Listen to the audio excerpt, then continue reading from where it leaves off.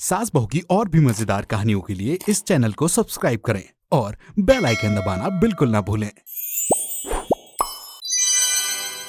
एक गांव में एक 15 साल की बच्ची काव्या अपनी 5 साल की बहन पिंकी के साथ रहा करती थी। कुछ महीने पहले ही एक एक्सीडेंट में दोनों ने अपने माता पिता को खो दिया था। घर के हालात पहले से ही ठीक नहीं थे। अब तो बहन और घर की सारी जिम्मेदारी काव्या के ही कंधों पर थी। बहुत मुश्किलों से काव्या को एक घर में काम मिला। वो एक घर में बच्चे की देखभाल किया करती थी, पर कुछ दिनों के बाद उस परिवार को इंडिया छोड़कर बाहर जाना पड़ा।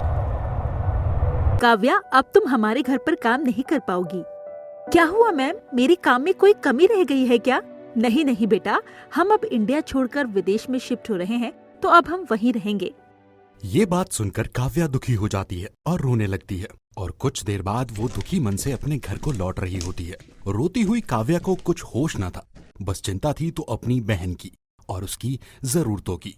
तभी उसे रास्ते में एक रोती हुई बुढ़िया नजर आती है। क्या हुआ अम्मा, आप रो क्यों रही हैं? क्या परेशानी है? बेटा, मुझे बहुत ठंड लग रही है, मुझे धूप में ले चल। काव्या अम्मा को कुछ दूर तालाब के किनारे धूप में ले जाती है। धूप में आते ही बूढ़ी अम्मा एक खूबसूरत परी में बदल जाती हैं। काव्या को आसपास की दुनिया भी परी लोक की तरह लगने लगती है। ये देखकर काव्या को लगता है कि ये कोई सपना देख रही है, पर परी काव्या से कहती है, ये सच है, तू सपना नहीं देख रही है मेरी बच्ची। मैं तेरी परी माँ हूँ। तूने मेरी मदद की है ना? बता, तुझे क्या चाहिए? मुझे कुछ नहीं चाहिए परी माँ। माँ भी बोलती है और मांगती भी कुछ नहीं। अच्छा बता, तुझे क्या परेशानी है?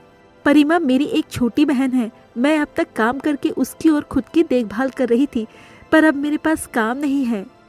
बस इतनी सी बात? मैं तुझे ये जादुई बैग दे रही हूँ। तू इस बैग में जो भी ढूंढेगी वो तुझे इसमें मिल जाएगा। क्या ऐसा सच में हो पाएगा परी माँ? हाँ, पर जिस दिन तू ज्यादा लालच करेगी और तेरे अलावा अगर कोई और इस बैग को यूज करेगा, तो उस दिन इसकी शक्तियाँ खत्म हो जाएगी और बैग गायब हो जाएगा। पर अगर तू इस बैग का यूज लोगों की मदद करने के लिए करेगी तो मुझे बहुत खुशी होगी। इतना कहकर परी माँ वहाँ से अदृश्य हो जाती है। वहीं परी माँ से मिले बैग को पाकर काव्या भी बहुत खुश होती है और गुनगुनाते हुए अपने घर जाने लगती है। घर के आंगन में काव्या की बहन अपने पुराने खिलौनों से खेल रही थी। दूर से अपनी बहन को आता देख पिंकी काफी खुश होती है और काव्या से कहती है, दीदी, आपने कहा था ना कि आप मेरे लिए खिलौने लेकर आएंगी। आप भूल गई हैं क्या? नहीं मेरी बहन, मैं कैसे भूल सकती हूँ कि मेरी बहन को क्या चाहिए। पर अब दीदी, मुझे खिलौना नहीं चाहिए। क्यों? मुझे बस खाना दे दो, मुझे बहुत भूख लगी है। घर में खाने को कुछ नहीं है। बहन की बात सुनकर काव्या अपना जादुई बैग उठाती है और बहन के लिए खाना निकालती है। सारा खाना पिंकी की पसंद का ही होता है। आलू पूरी, हलवा, समोसा, लड्डू, जूस, दूध और ना जाने क्या क्या। खाना पिंकी को देकर काव्या बैग को संभाल कर रख देती है। थोड़ी देर बाद काव्या को पता चलता है कि उसके पड़ोस में एक बच्चा बीमार है, तो वो तुरंत अपने बैग से उसके लिए दवा निकालती है, जिससे वो बच्चा बिल्कुल ठीक हो जाता है। बच्चे की मदद करके काव्या से परी माँ बहुत खुश हो जाती हैं। ऐसे ही दिन बीतते गए। काव्या अपनी जरूरतों के साथ साथ लोगों की भी मदद करने लगी। परी माँ भी काव्या को लोगों की मदद करते हुए देख काफी खुश होती थी। फिर एक दिन अचानक से काव्या की बहन पिंकी को लालच आ जाता है। वो इस बैग से ढेर सारी चॉकलेट और आइसक्रीम मांगती है। बस फिर क्या था, उसके तुरंत बाद से ये जादुई बैग गायब हो जाता है। इतने में काव्या वहां आ जाती है और अपनी बहन से कहती है, ये सब तुमने क्या किया पिंकी? अब ये जादुई बैग हमें कभी नहीं मिलेगा। ये क्या किया तुमने? कुछ चाहिए था तो मुझसे बोलती ना। तुमने इसे हाथ क्यों लगाया?